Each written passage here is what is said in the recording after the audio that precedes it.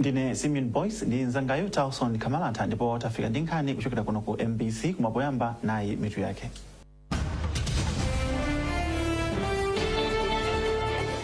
Boma lati msonkhano wa atsogoleri osiyanasiyana a bungwe la Zodiak okambirana za ndale chitetezo komanso mgwirizano pa za chitetezo ndi ofunika kwambiri polimbikitsa bata ndi mtendere. Nthambi yoona za nyengo yati nyengo yotentha ipitirira mdziko muno kwa masiku angapo akubwerawa. Mphunzitsi wakale wa timu ya Malawi Queens a Griffin Saenda wamwalira.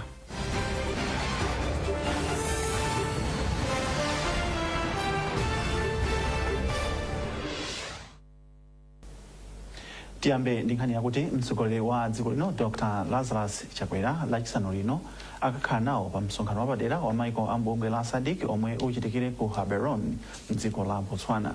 Ku msonkhanowo mwazina akambirana nkhani zokhudza kusungitsa bata ndi mtendere m'maiko momwe mukuchitika nkhondo ndi za mtopola monga ku DRC komanso ku Mozambique.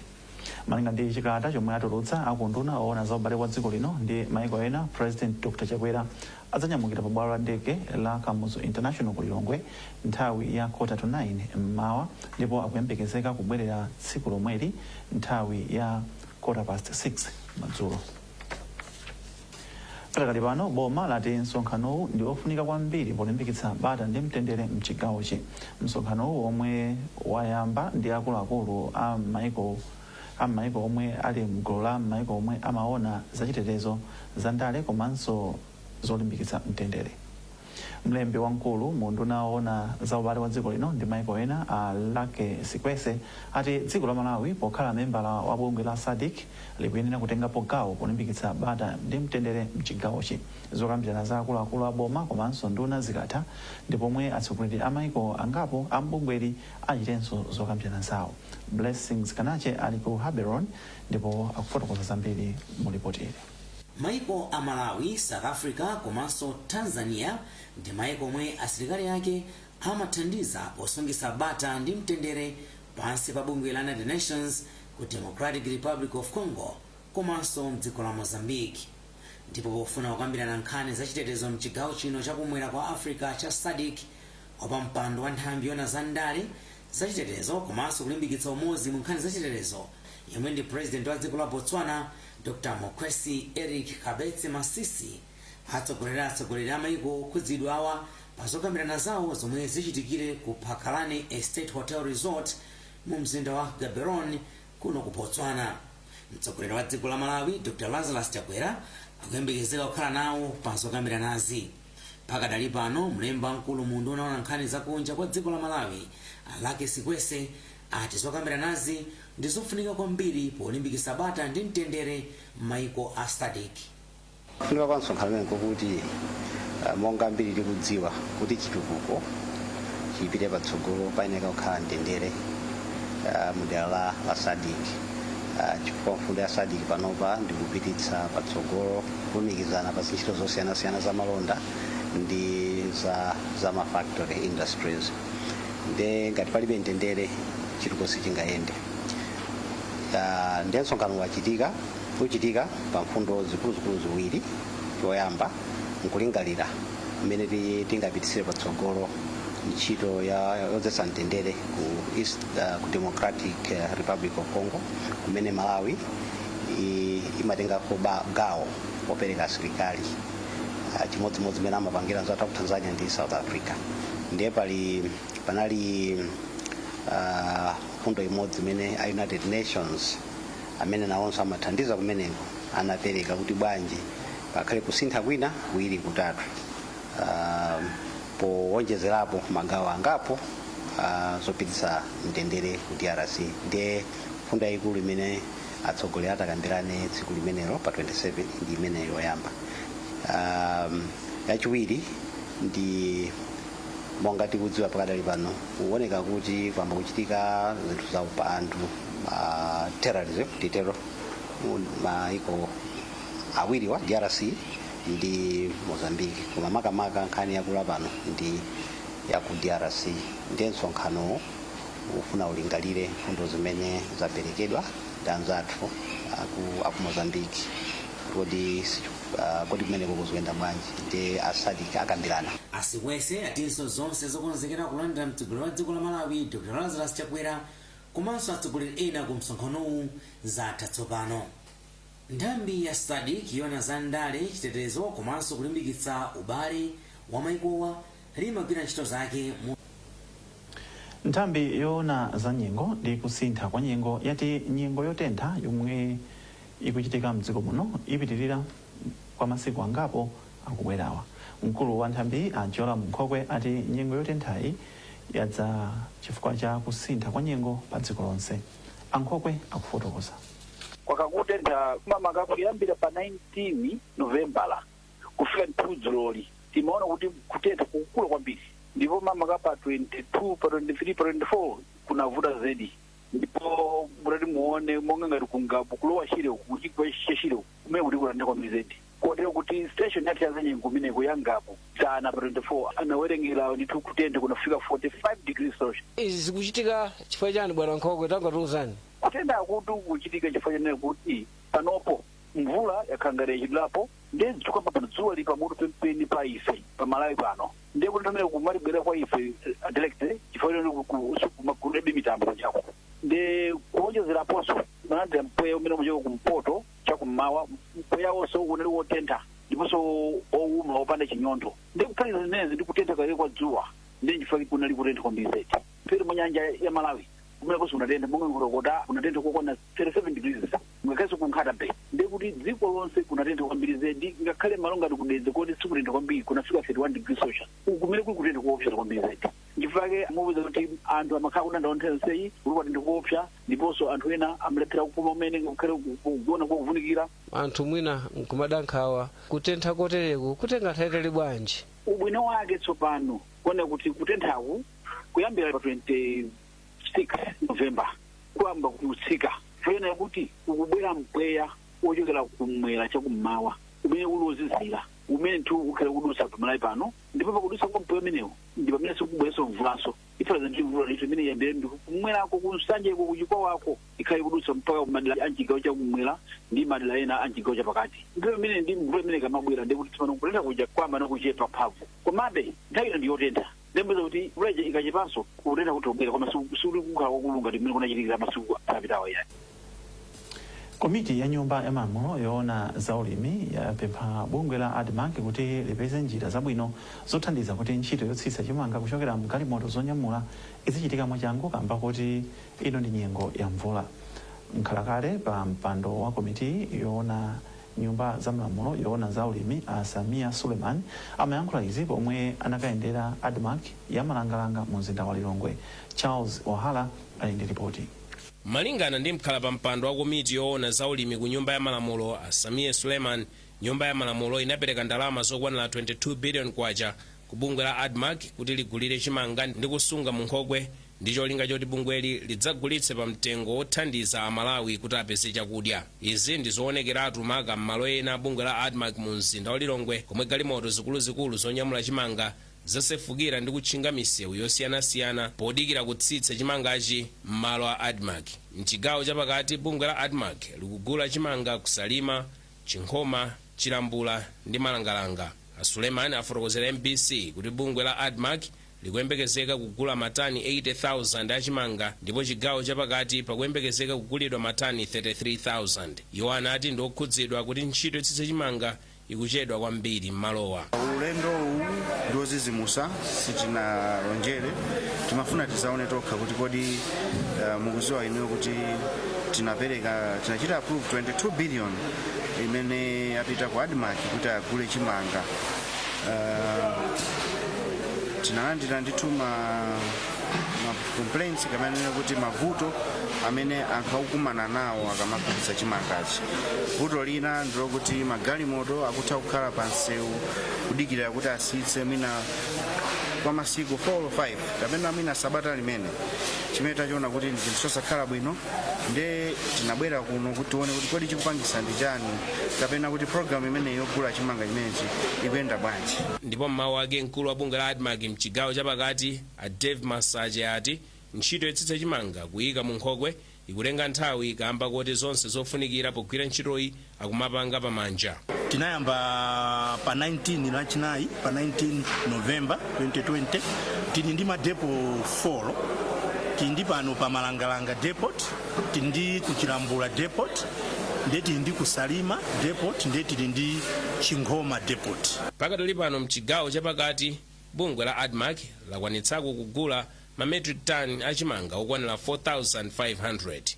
Ndine Charles Wahara, MBC Lilongwe. Mgwirizano ndi imodzi mwa njira zodalirika zimene zingathandize kuti dziko la Malawi lipambane pa nkhondo yolimbana ndi nkhanza. Nduna yoona kuti pasakhale kusiyana pakagwiridwe ka ntchito pakati pa amuna ndi akazi. Chitukuko cha madera ndi zosamalira anthu Mayi Patricia Kaliati ayankhula izi kwa Makawa boma la Mangochi pamwambo okhazikitsa masiku 16 olimbana ndi nkhanza. Hassan Piri wabwereza mbiri mu ripoti.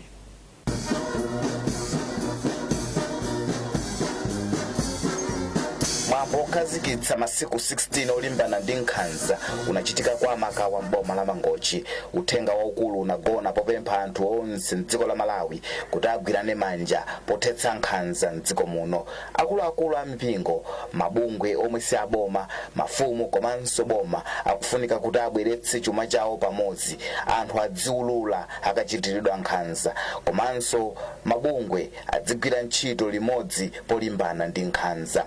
Nduna yoona kuti palibe kusiyana pakagwiridwe ka ntchito pakati pa amuna ndi akazi Mayi Patricia Kaliati ati boma ndilokwiya ndi kuchuluka kwa milandu yakugwirira ndi nkhanza zosiyanasiyana. Koma iwo ati pakufunika kusintha pa nkhondo yolimbana ndi nkhanza. Zimafunika azimayi ainake anene kulinda kumananza kuti zakuti tisakhale ngati kuti tikusaka koma ina chaja kabwera ndi tiyambira pamenepo ndi kuti azimayi ajakhala omasuka kuti azinena zimene zikufunika kuti tiachite mpawa. Mawu ake wachiwiri kwa spika wa nyumba ya malamulo Mayi Aisha Mambo Adams ati dziko la Malawi lili ndi malamulo abwino olimbana ndi kuthetsa mchitidwewu koma vuto lili pa adindo. Nkhanza zonse zikhala zikuunikidwa komanso anzathu amabungwe mothandizana ndi boma akhala ali pano paliponse mdziko muno kuonetsetsa ndi kwafotokozera anthu kufunika koulula nkhanza zimene zikuchitika m'madera mwawo. Mkulu wa bungwe la UN Women ku Malawi Mayi Clara Anyangwe ati dziko lino lili ndi kuthekera kogonjetsa nkhanza zimene amayi ndi atsikana amakumana nazo. Dziko la Malawi lakhala likuona atsikana ndi amayi ambiri akugwiriridwa nkhanza za m'mawanja, nkhanza kwa agogo powaganizira kuti ndi afiti ndi zina mwa nkhanza zimene zakhala zikumanga nthenje mdziko muno. Pali chiyembekezo choti masiku 16 akubwerawa dziko likhala lili pakalikiliki kulimbana ndi mchitidwe wa nkhanza. Hassan Piri, MBC Mangochi. Nkhani zikufikani kuchokera kuno ku MBC, tiyeni tionenso mitu yake.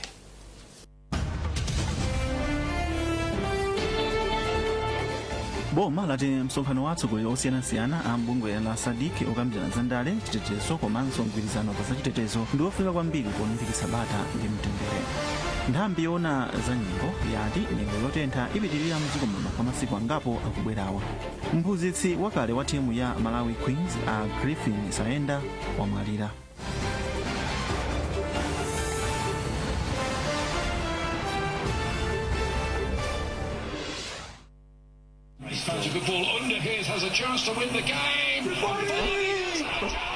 Ahime bwana mukugona somesa tonyali modzi mpira usiku munapita kuti bali pawa wino musakhale mudajo bongo kadzidzi ubongo akadzidzi nanga mwatani pungwa kumuntu une kuchipatala nipatsa mankhwala ndenu mati nikamwa numafoka mpaka umagona kwa bosa dandaula pakangota 30 minutes zumakhala zitata tona limodzi mpirawo inu achindime musasekerereka numabwereramo kuti mankhwala amene adzachipatala amatiuza kuti tigwiritse ntchito tikadwala cholinga nkuti tichire koma ngati mankhwala mupeza na mavuto osiyana-siyana kaya kuyabwa nthupi kutuluka zotupa kufoka ena kusiza mpaka kugona kumene ziwani kuti pali vuto choncho ndi bwino kuti adzachipatala msanga cholinga ndi chakuti adzachipatala ndi Pharmacy and Medicines Regulatory Authority adziwe kuti ndi anthu angati amene akumakumana mavuto osiyana-siyana akalandira chithandizo cha mankhwala cholinga kuti wena sadzapeze mavuto ngati amenewo ndi Pharmacy and Medicines Regulatory Authority. Akuti tilifotokoze vuto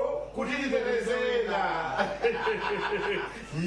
Pachakuli corona. Report to protect others. If there's one thing that all soaps do, it's wash. From buckets to basins, bathrooms to streams, and everything in between. All soaps wash.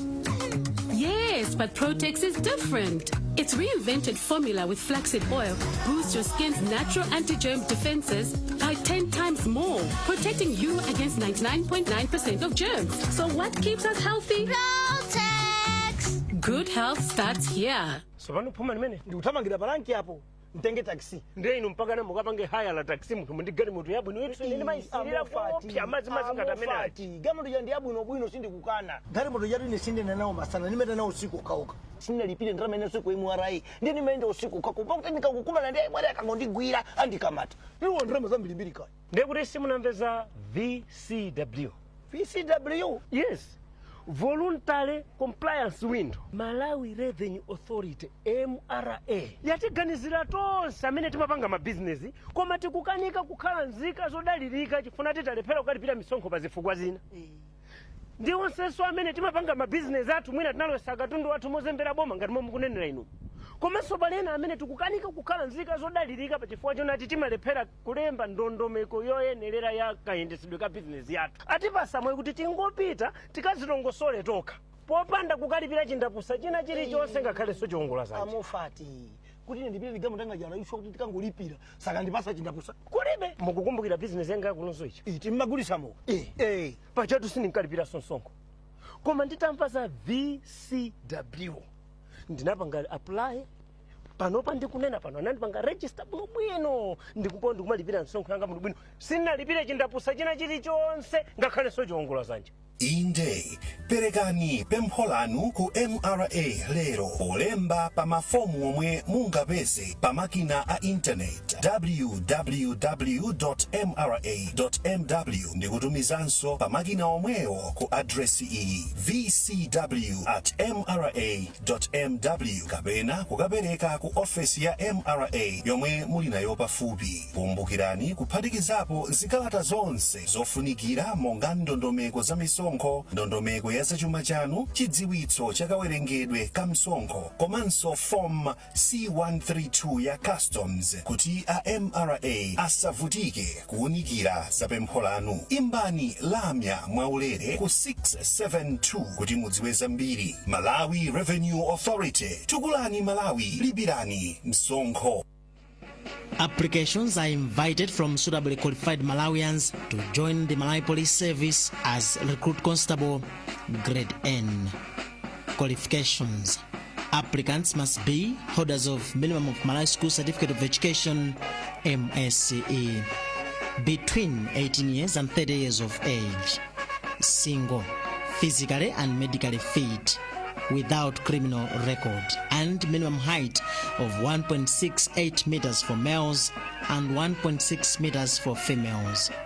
Only shortlisted candidates will be invited to attend physical interviews, and upon being successful, shall undergo written and oral interviews. Applications attached with copies of certificates to be addressed to the Director, Human Resource Management and Development, National Police Headquarters, Private Bank 305, Capital City, Lilongwe 3. Applications to reach National Police Headquarters or delivered by hand to any police station not later than Friday, 11th of December, 2020.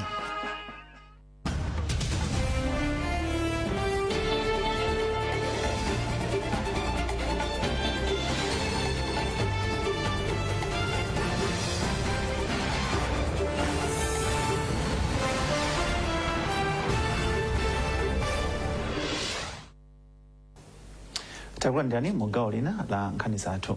Komiti ya kunyumba ya malamulo yoona za chilengedwe ndi kusintha kwa nyengo yapempha kuti ntchito za migodi ya mdziko muno aziyimitse kaye mpaka mavuto ena omwe alipo awakonze.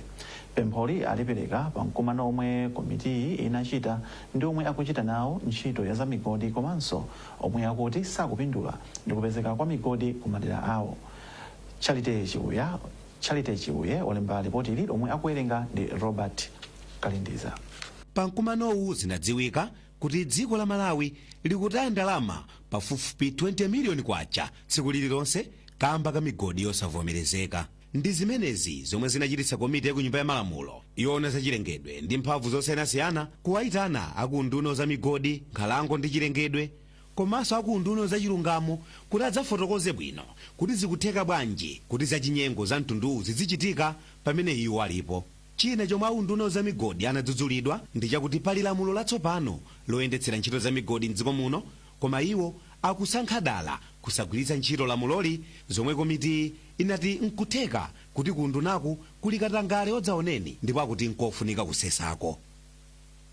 Wapampando wa komiti ya ku nyumba ya malamulo yoona za chilengedwe Awelani Chilenga ati mpofunika akadaula zakafukufuku ayendereko ku maunduna amenewa ndi kupeza chenicheni chomwe chikuchititsa kuti dziko lino lidzitaya ndalama za nkhaninkhani pamene lidalemba anthu oti adzigwira ntchito motumikira Amalawi osati iwo okha. Choyambirira amene anali kumene kuja asabwererenso kuchitipa mgodi uja ndi wa Malawi ndi wa boma liyang'ane munthu wina amene akapita kumene kuja azikapanga zimene anthu akuchitipa akufuna komanso azikapanga zopindulira Amalawi. Chachiwiri izi zikuchitika za chisokonezo zoti anthu angokumba miyala paliponsezi tatopa nazo, ndiye ngati komiti tawuza akunduna kuti aseke migodi kuyambira lero. Anthu omwe midzi yawo idayindikana ndi migodi monga kayerekera ku Karonga komanso Iromba kuchitipa motsogozedwa ndi akosa mu Munthali anabwera pa mkumanowu kudzafotokoza nkhawa zawo kuti sakupindula chilichonse ngakhale kuti kumadera kwawo kuli migodi. Ndipo iwo avomerezadi kuti pamene boma silikupindula ndi migodi nawonso anthu amene adazungulira migodi sakupindulanso. Decision yomwe yapangidwa leloli is our hope would akaipanga implement chifukwa choti Amalawi sakupindula ndengati muli ndi malamulo ena kungoyika pa shelf mukufunsa ma major reforms wina salabadira Malawi ndi watonse. A Joseph Nkandawire ndi mlembi wamkulu ku nduna za migodi ndipo iwo ndi omwe anayimira undunawu kumkumanoku, koma komiti ya nyumba ya malamulo yati sinakondwere kwenikweni ndi zoyankha zawo, komabe iwo mawu awo atayesetsa kuti zomwe komiti ikufuna zichitike. Mavuto amene alipo kwathu makamaka small scale miners ang'ono kufuna taike ma cooperatives because taike ma cooperatives because wachita training bwino kuwapasa mavada additional materials other than kuti mwina individually mwina if there are 2,000 people you cannot sungamfikire aliyense kuti mumphunzise koma you group them mwina 70 people 100 people zimene sikuzothandiza. Anthu ena omwe anafika pa mkumanowu ndi akuluakulu a mipingo monga ochokera ku Livingstone Synod, abungwe la Center for Policy and Environmental Advocacy, akunthambi yoona za nyama ndi chilengedwe, akuluakulu ochokera ku migodi yakayerekera ndi ena ambiri. Pakadali pano komiti yapempha kuti ntchito za migodi zosavomerezeka zomwe zikuchitika kuna mizimu kumangoji, kumalingunde kulilongwe ndi kukasungu komanso kunkhotakota ziunikidwenso chifukwa kuti pala anthu ena omwe akumabisala kumbuyo kwa Malawi ndi kumachita zosayenerazi. Mmodzi mwa akatswiri pa nkhani ya ulamuliro wabwino Profesa Geoffrey Kachale wati kusowa kwa khalidwe labwino komanso kusatsata malamulo pakati pa ogwira ntchito ena mdziko muno kukolezera nchitidwe okuba ndalama m'malo momwe anthuwa amagwira ntchito. Profesa Kachale amayankhula izi ku Mzuzu pomwe amaphunzitsa komanso kufotokozera anthu za ulamuliro wabwino. Chisomo Manda wadzandiza mbiri mu ripoti ili. Mawu awo Profesa Godfrey Kachali anati anthu ena ogwira ntchito zosiyanasiyana satsata malamulo a ntchito yawo komanso amasowa khalidwe loyenera pa ntchito zomwe ati zikuchititsa kuti ngakhale nkhani zakatangale m'malo ena ogwira ntchito zizichitika. Yamba ngati uli mboma ndakuti ngakhale ena achi achumawo amakusiya zambiritu amakusiya mabiliyoni machani koma ngati ulibe mtima wachani wabwino uzaononga chuma chimenechi. Anthu omwe anafika pomwambowo anati zomwe aphunzirazo ziwathandiza pa moyo wawo wa tsiku ndi tsiku. Pa lecture imeneyi ndaphunzira khalidwe yomwe tinganene kuti mwina ethics imene tingamakhalire ndi azinzathu pa ntchito not only ku ntchito komanso even pa ife tokha. Amene amatisogolera anena kuti ethics ndi chimodzi chimene mudziko lathu chimene chikumati pangisa zinthu zambiri mwina kusokonekera. Mmodzi mwa akuluakulu a kampani yomwe inakoza mwambowu ya Papina Cooperative Events Planning and Management, Pris Beza, adati apitiriza kukoza zochitika zoterezi. Takhala na kuti pali communication gap, mass professional gap yayikulu pakati pa anthu amene ali ndi information yokwanira like ma professors komanso ndi ma organizations ndiyana. And then anthu amene ali ndi information yokwanira kuti apereke kuma organizations iko chani liwoti atenge kuti afikira anthu kumavuta. Pamwambowu omwe ndi woyamba kuchitika motere panafika anthu osiyanasiyana ochokera m'madera ozungulira mzinda wa Mzuzu. Kuchokera kuno ku Mzuzu ndine Chisomo Manda. Mphunzitsi wakale wa timu ya Nchemberembai ya dziko lino ya Queens Griffin Saenda wamwalira. Asaenda amwalira lachitatu ku chipatala cha Queen Elizabeth mu mzinda wa Blantyre. Zambiri mulipoteri la Mese Zamawa. Malemu Asaenda anayamba kuphunzitsa timu ya mpira ya dziko lino mu zaka za 1980 ndipo anaphunzitsanso aphunzitsi ena ukadaulowu monga malemu Grace Sithole. Kenako Asaenda anadziwikanso kwambiri ndi mpira wa Nchemberembai pomwe amaphunzitsa timu ya Diamonds yomwe imadziwika kuti Escom. Ndipo iwo anaphunzitsanso timu ya Nchemberembai ya dziko lino ya Malawi Queens. Ndipo pamene uthenga wa imfa ya Asaenda unamveka, katswiri wa mpira wa Nchemberembai Mwayi Kumwenda analemba za kukhuzidwa kwake ndi imfa ya Asaenda pa tsamba la mchezo la Facebook, ndipo anati Asaenda anali katswiri pa ntchito yawo. Mwayi Kumwenda anaphunzitsidwa ndi Asaenda pomwe ankasewera timu ya mpira wa Nchemberembai ya Diamonds ndi Malawi Queens, komwe anapeza mwayi okayamba kusewera kunja kwa dziko lino. Ndipo poyankhula kudzera makina a intaneti, mlembi wamkulu wa bungwe la Netball Association of Malawi Mai Carol Babu ati ndokhumudwa ndi imfa ya Asaenda.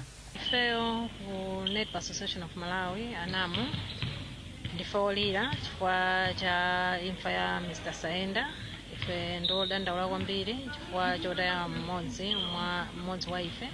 Mr. Asaenda anali mmodzi mwa makoches athu a national team, ndipo sitingakambe mbiri ya Malawi Queens osatchulapo dzina la Mr. Asaenda. Mr. Asaenda apanga zazikulu kwambiri ku timu yathu ya Malawi Queens kuti ifike pamene nafika lero pa ikapo ndithu zambiri. Anali coach mmodzi amene anali odalirika kumbali ya netball. Ifeyo ndolira tikusowa choyankhula chifukwa cha kutayika kwa Mr. Asaenda. Tingopempha Mulungu kuti mzimu wa Mr. Asaenda uwuse mumtendere. Pamene dziko lapansi likulira za imfa ya katswiri wa mpira wa miyendo a Diego Maradona, nalo dziko la Malawi likulira za imfa ya Griffin Saenda yemwenso anali katswiri. Mwazina, dziko la Malawi lidzakumbukira malemu Griffin Saenda chifukwa anapanga dziko la Malawi kukhala lodziwika pa dziko lonse ndi masewero a mpira wa Nchemberembai, pomwe Malawi Queens inapambana mu mpikisano wa African Netball Championship omwe unachitikira ku Dar es Salaam mdziko la Tanzania mchaka cha 2012. Iwo anathandiziranso timuyi kusintha pa mndandanda wa matimu ochita bwino muno mu Africa, ndipo Malawi Queens inali pa namba 5 pa dziko lonse kudzera mu mpikisano wa Fast 5 omwe unachitikira ku England. Malemu Saenda anaseweranso mpira wa miyendo mu timu ya Civil FC pomwe amadziwika kuti Zagaro. Tipepese kubanja loferedwa. Ndipo tikatere tafika pa mtsiriziro pa nkhani zathu, koma tisanasiyane tionenso mitu yake.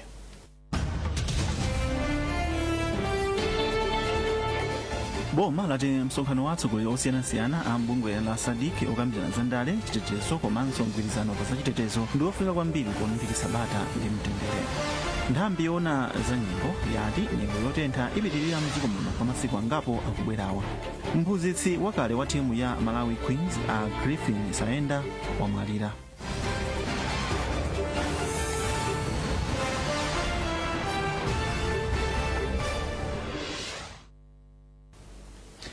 mnali ndine Simeon Boyce komanso nzangayo Charlson Kamalata. Tsalani bwino.